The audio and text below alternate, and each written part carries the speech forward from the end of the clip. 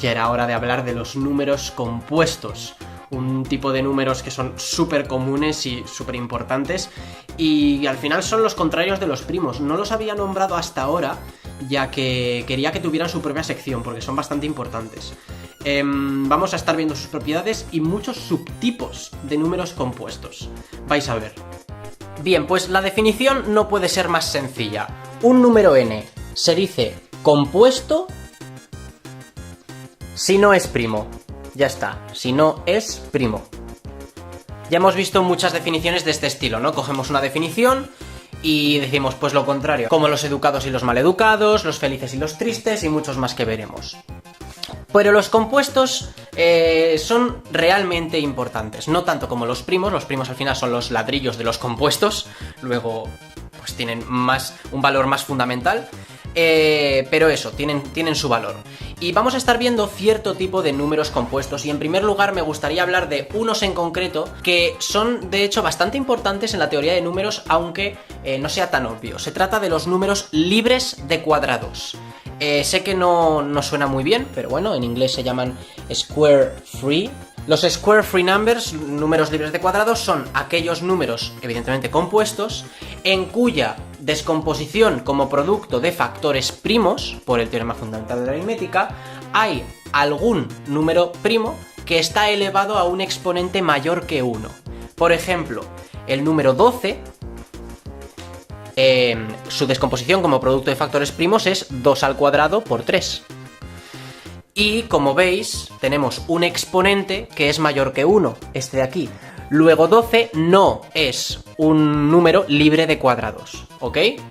Se puede generalizar esto a números libres de cubos, libres de potencias cuartas o como queráis llamarlo, pero que sepáis que existe y que son muy útiles, aunque parezca que no, ¿eh? Pero bueno, decir de estos números que se sabe que el número de números libres de cuadrados inferiores a un número n es del orden de 6 por n partido por pi al cuadrado, ¿vale? Esto es una cosa súper curiosa, ¿no? ¿Qué hace pi aquí? ¿Por qué está aquí el número pi? No tiene sentido. Bueno, no lo voy a explicar ahora, pero más o menos daré un poco una idea en una futura sección cuando hablemos de números coprimos, porque volverá a aparecer pi y además de esta forma como 6 partido pi cuadrado, ¿vale? Pero bueno, vamos a pasar a otros tipos de números compuestos que ya son más importantes en un contexto más pragmático, podríamos decir. Se trata de los HCN, ¿vale? Del inglés Highly Composite Numbers, o números altamente compuestos. Estos números a mí me gusta llamarlos números antiprimos, ¿vale? Así que voy a llamarlos así. Primero porque mola más. Segundo porque el término antiprimo no es oficial, pero tampoco es desconocido, ¿vale? O sea, si le hablas a alguien que sepa de teoría de números, de un número antiprimo, pues te va a pillar, ¿vale? Va a decir, vale, un HCN. Pues un número antiprimo, básicamente, se podría definir como un número que tiene un número de divisores mayor que todos los números que lo preceden, ¿vale? Y esto vamos a verlo construyéndonos una tablita y vamos a ir viendo cuántos divisores tiene pues cada número. Entonces vamos a escribirnoslos, el 1, 2, 3, 4, 5... Genial, los 12 primeros. Y abajo lo que vamos a escribir es el número de divisores de cada número de arriba, ¿vale? Entonces, ¿cuántos divisores tiene el 1? 1. ¿Cuántos divisores tiene el 2? Pues el 1 y el 2. El 3, el 1 y el 3. El 4, el 1, el 2 y el 4, ¿vale? Tiene 3. El 5 tiene 2. El 6 tiene 1, 2, 4... 1, 2, 3 y 6, perdón. Luego tiene 4. El 7 tiene 2 y todo número primo va a tener 2, el 1 y el mismo. El 8 tiene 1, 2, 4 y 8, luego 4. 9 tiene 1, 3 y 9. 10 tiene 1, 2, 5 y 10. 11 tiene 2 porque es primo. Y 12 tiene 1, 2, 3, 4, 6 y 12. Tiene 6, ¿vale? Y lo que os decía, vamos a ir rodeando aquellos números que tengan más divisores que cualquier otro número anterior a él.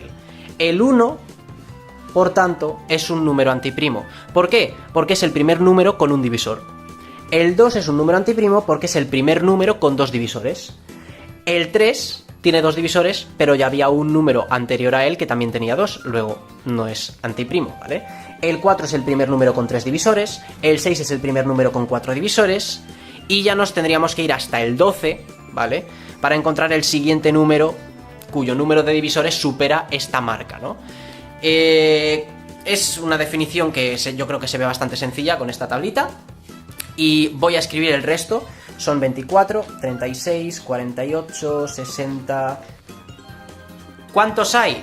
Bueno, pues hay infinitos, ¿ok? ¿Por qué digo que estos números son muy prácticos? Pues porque al final, pensadlo, estos números se pueden dividir de muchísimas maneras distintas, y eso es algo que a nosotros nos conviene. Nosotros, si tenemos un número de cosas, a veces, pues es interesante el saber que podemos separarlo en grupos iguales de muchas maneras distintas, ¿no? Haciendo, por ejemplo, grupos en clase. Si tienes en tu clase un número antiprimo de alumnos, entonces puedes hacer un número equitativo de grupos de 2 personas, de 3, de 4, de 5, ¿vale? Y eso es algo que está guay en una clase. Y de hecho, estos números, muchos de ellos os sonarán porque son los que hemos elegido como convenio para nuestras movidas, ¿no? 360 es al final el convenio para el número de grados que tiene un círculo, porque es el que nos permite dividirlo de muchísimas maneras, en cuartos, en octavos, en tercios, ¿vale? Lo mismo 60 es lo que usamos para los minutos y los segundos. Lo mismo 24 es lo que usamos para las horas en un día. Lo mismo los 12 apóstoles de Jesucristo. De hecho, hay un número antiprimo que es famoso, es el 5040, porque este es el número que dijo Platón que era la población ideal para una aldea, ¿no? Porque tampoco es mucha gente, no es una ciudad, pero o un poblado. Es la población ideal porque tiene un montonazo de divisores. Si no me equivoco, tiene 60 divisores. Y entonces puedes dividir la población de muchísimas maneras distintas. Y eso es algo que suele convenir. Y eso, curiosamente, el 5040 es, de hecho, 7 factorial, ¿vale? Y eso, de alguna manera nos sorprende porque al final es normal que los factoriales, pues, sean divisibles entre muchos divisores, ¿no? Al menos los primeros. Pero resulta que he estado investigando y 7 factorial es el mayor factorial antiprimo, ¿vale? O sea, no hay ningún factorial que también sea antiprimo mayor que 7. Entonces eso es curioso.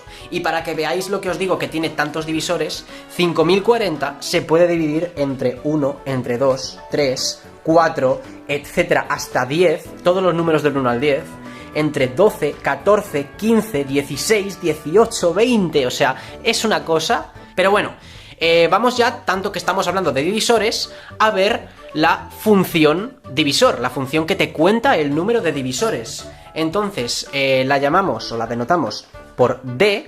Entonces, D de un número es el número de divisores que tiene, ¿vale? D de N. Entonces, por ejemplo, D de 12, D de 12 es 6, ¿vale? Lo habíamos visto antes, tiene 6 divisores. Genial, no confundir, ojo, con la suma de divisores, que es una función que también hemos visto en la sección de números perfectos, porque nos permitía hablar de números abundantes, de números deficientes, de extraños y todo eso, ¿no? Esta la denotábamos como sigma de n, vamos a poner ya que estamos con el 12, sigma de 12 es la suma de sus divisores, ¿vale?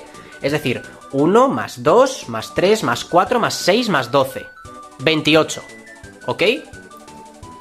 Y que también teníamos la suma alícuota, que la llamábamos por S minúscula, y es exactamente lo mismo, pero sin contar al 12, sin contarse al mismo, ¿no? Entonces esto sería 16. Hay más funciones que están definidas para tema de divisores, ¿vale? Os voy a mostrar un par más, que son muy fáciles de entender, que son la función omega minúscula, vamos a decir también de 12, y la omega mayúscula, ¿ok? Entonces, la omega mayúscula es básicamente el número de factores primos que tiene el 12. El 12, como ya hemos dicho antes, es 2 al cuadrado por 3. Entonces, ¿cuántos factores primos tiene? Tiene el 2, ¿vale? Porque tiene 2 copias del 2 y tiene el 3. Luego 3, ¿vale? Entonces, omega mayúscula de 12 es 3. Omega minúscula es el número de factores primos distintos, ¿ok? Luego, que haya dos copias de 2, en este caso nos da igual. Tiene el 2 y el 3. Luego, omega minúscula de 12 es 2. Entonces eso, que sepáis que estas funciones también existen, y aún hay más, y por supuesto luego las tocaremos, pero no por el momento. Se tratan de la función mu de Mobius, la función lambda de Liouville, pero vamos, que no voy a avanzar mucho en esto ahora, porque luego nos serán más útiles. La cosa es, ¿cómo se calcula este número? El número de divisores de un número. Bueno, pues existe una manera, y que de hecho de alguna forma os va a recordar a la fórmula que nos daba la educación de un número. ¿Recordáis cuando hablábamos de números educados? La educación era el número de formas de poner un número como suma de números consecutivos, ¿vale? Pues en este caso se tiene una fórmula relativamente parecida. Básicamente, si nosotros tenemos de nuevo el 12, que es 2 al cuadrado por 3, para calcular el número de divisores de 12, ¿vale? Lo que hacemos es coger los exponentes, y solo los exponentes, ¿vale? Nos da igual la base, lo que importa son los exponentes. Entonces son 2 y 1. Le sumamos 1 a cada uno de estos números y hacemos el producto. Luego se tiene 3 por 2, 6. Y efectivamente, como ya sabíamos, tiene 6, ¿vale? Y esta es la forma de calcular el número de divisores de un número. Y quiero explicaros un poco por qué, ¿vale? ¿Por qué se cumple esto? Si lo recordáis, hablaba cuando en la sección de números primos del teorema fundamental de aritmética. Y dije, si lo recordáis, que los divisores de un número son precisamente las posibles combinaciones de los factores primos de ese número, ¿ok? Entonces voy a hacerlo con un ejemplo que va a ser el número 6125, ¿vale? Y porque es, bueno, pues un paréntesis por la cara. El 6125 es su descomposición como producto de factores primos, es 5 al cubo por 7 al cuadrado, ¿vale? Y como ya hemos visto, el número de divisores será entonces 3 más 1, ¿vale? Los exponentes, multiplicado por 2 más 1, ¿ok? Pero, ¿esto qué significa? Pues el número de combinaciones que podemos hacer con 3 5 y con 2 7. Podemos coger un 5 solo, podemos coger 2 5, podemos coger 2 5 y un 7, 2 7 y 3 5, ¿vale? Que sería ya todo. Entonces, ¿cuántas maneras hay? Y para facilitar la explicación, quiero que os imaginéis que estas 3 bolas amarillas son precisamente estos 3 5 y estas 2 bolas blancas son estos 2 7. Entonces, esto es un problema de combinatoria, de cuántas formas podemos escoger un número arbitrario de bolas, teniendo en cuenta que 3 de ellas son iguales y 2 de ellas también son iguales. Pues bueno, coger solo esta sería el número 5, ¿vale? El número 5 sería un divisor de nuestro número, que es 6125. Coger esta y esta representaría el número 35, ¿vale? Las estamos multiplicando. Y por tanto 35 también es un divisor, ¿ok? Coger estas dos sería 49, coger estas 3 sería 125. ¿Cuántas hay? Pues bueno, hay una forma, ¿vale?